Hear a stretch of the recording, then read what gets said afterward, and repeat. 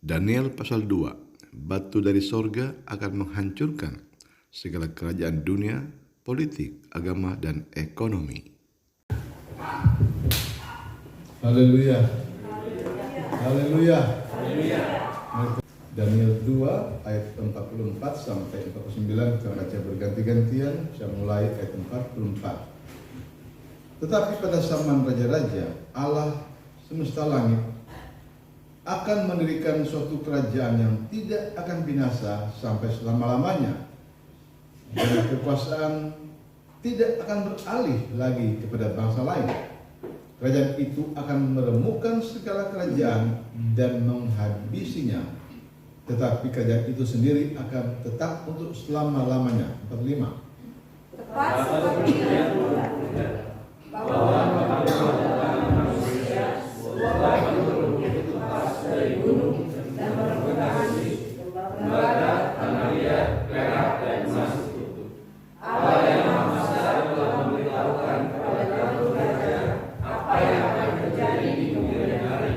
Mimpi itu adalah benar dan maknanya dapat dipercaya. Lalu sujudlah Raja Nebukadnezar serta menyembah Daniel. Juga dititahkannya mempersembahkan korban dan bau-bauan kepadanya. Berkatalah Raja kepada Daniel, sesungguhnya Allah itu Allah yang mengatasi segala Allah dan yang berkuasa atas segala raja dan yang menyimpan rahasia-rahasia, sebab Engkau dapat menyimpan rahasia itu. Lalu Raja memuliakan Daniel, dianugerahkanlah dengan banyak pemberian yang besar, dan dibuatnya dia menjadi penguasa atas seluruh wilayah Babel, dan menjadi kepala semua orang bijaksana di Babel. Atas pemerintahan Daniel, Raja menyerahkan pemerintahan wilayah Babel itu kepada Raja Mesak dan Abednego, sedang Daniel sendiri tinggal di istana raja. Amin. Saudara yang dikasih Tuhan, ini ada 4 orang. Ada 4 orang Yahudi tinggal di kerajaan Babel.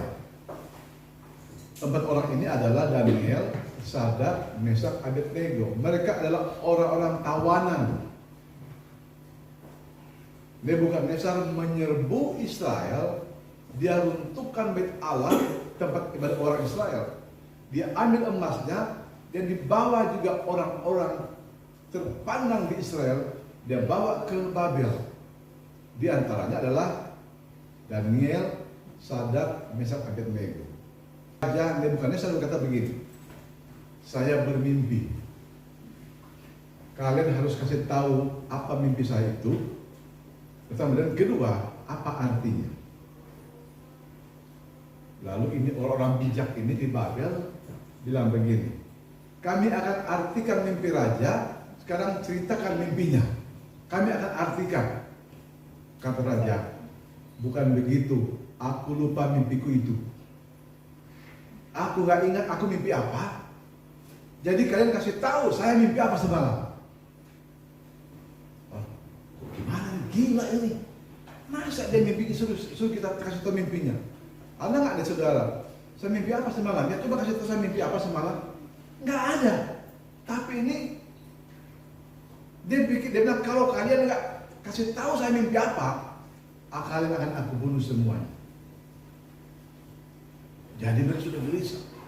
Waduh, kalau mengartikan mimpi kita bisa, tapi mau kasih tahu raja mimpi apa kita nggak bisa, nggak ada satupun. Ini kalau kita baca ayat sebelumnya, mereka bilang, Tuhan, nggak ada satupun di muka bumi ini yang bisa mengatakan Tuhan mimpi apa.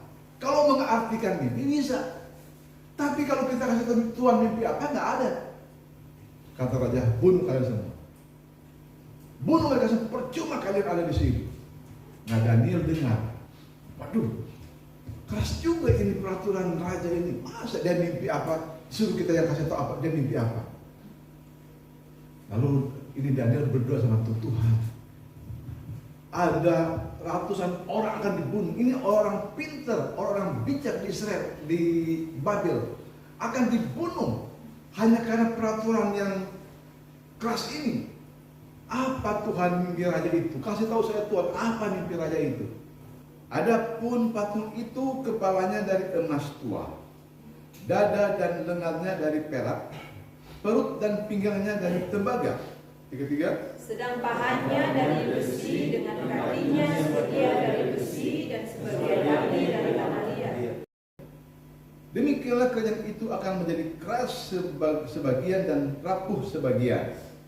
Seperti Tuhan melihat besi bercampur dengan tanah liat, itu berarti mereka akan bercampur oleh perkawinan, tetapi tidak akan membuat persekutuan seperti besi tidak dapat bercampur dengan tanah liat. Ya, jadi ini Daniel Tuhan kasih hikmat.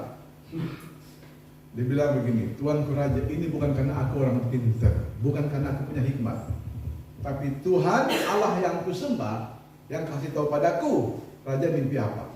Jadi yang raja lihat itu adalah sebuah patung yang berkilau-kilauan. Patung itu kepalanya dari emas, dada dari perunggu, perut dari